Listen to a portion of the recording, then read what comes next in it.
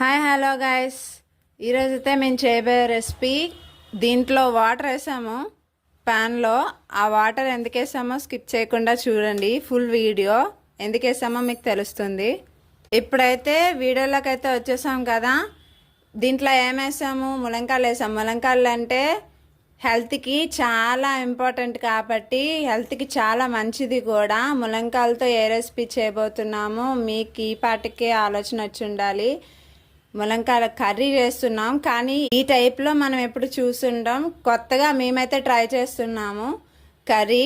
ఈ కర్రీ అయితే చూసేయండి. ముందుగా ములంకాయలని, పొడవుగా ఉన్న ములంకాయలని 2 ముక్కలు కోసుకొని దాన్ని ఉడకబెట్టుకోవాలి. ములంకాయ ఇలా హాఫ్ బాయిల్ అయిపోయిందండి, హాఫ్ బాయిల్ ఉడకబెట్టుకోవాలి. ఇలా ఉడకబెట్టుకున్న తర్వాత బయటికి తీసి చల్లారబెట్టుకుందాం. చిన్న నిమ్మకాయ సైజ్ అంతా చింతపండుని తీసుకొని నానబెట్టుకొని పక్కన పెట్టుకుందాం. ములంకాయలు తీసిన వాటర్ ఉంటాయి కదా, ఆ వాటర్ని వంపకూడదు. వంపకుండా వేరే గిన్నెలో తీసుకుందాం.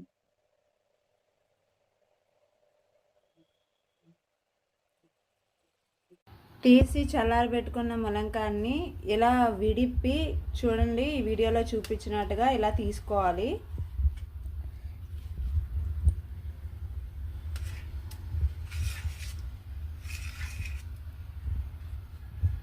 అదేవిధంగా అన్ని ములంకాయలని విడిగా తీసుకోవాలి.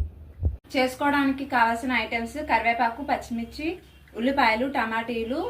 ఇది ములంకాయలో నుంచి తీసుకున్న గుజ్జు.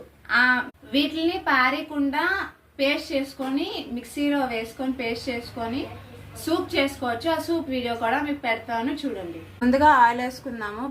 ప్యాన్లో ఆయిల్లో పచ్చిమిర్చి, కరివేపాకు, ఆనియన్స్ ఈ 3 వేసుకొని వేగిన తర్వాత ఆనియన్స్ వేపినప్పుడు సాల్ట్ 1 టీ స్పూన్ సాల్ట్ వేసుకొని వేపుకుంటే తొందరగా ఎగుతాయి. ఆనియన్స్ వేగిపోయాయి కదా, టమాటీలు 2 టమాటీలు కోసుకొని చిన్న ముక్కలుగా కోసుకొని వేసుకుందాం. ఇవి వేగినంత వరకు వేపుకోవాలి.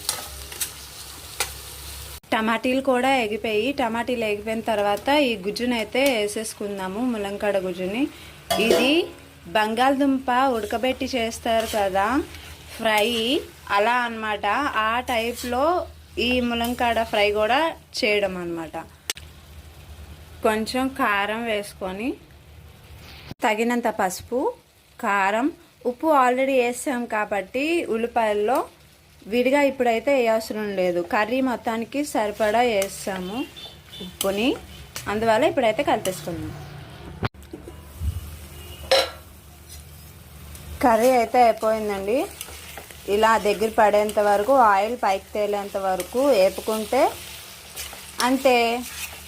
వేడి వేడి అన్నంలో కలుపుకొని తింటే సూపర్ ఉంటుందండి.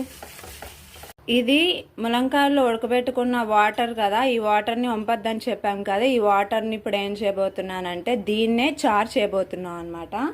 ఈ చారు చేయడానికి ఈ వాటర్లో తగినంత సాల్ట్, పసుపు, కరివేపాకు, కొంచెం ఆనియన్స్, టమాటీ, ముందుగా నానబెట్టుకున్న చింతపండునైతే ఈ గుజ్జునైతే ఈ రసం క్వాంటిటీ కన్నా చింతపండు క్వాంటిటీ అనేది చాలా తక్కువ ఉండాలి. కొంచెమే వేసుకోవాలన్నమాట. నేనైతే కొంచెమే వేసుకుంటున్నా.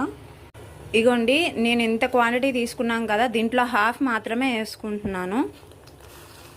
ములంకాడ టేస్ట్ ఎక్కువ ఉండాలి, పులుపు టేస్ట్ తక్కువ ఉండాలి. దానికి తగినంత కారం వేసుకొని బాగా మరిగిన తర్వాత చారైతే తలతల మరిపోయింది. ఇప్పుడు తాలింపు పెట్టేద్దాం, వచ్చండి. తాలింపులోకి ఎండుమిరపకాయలు, జీలకర్ర,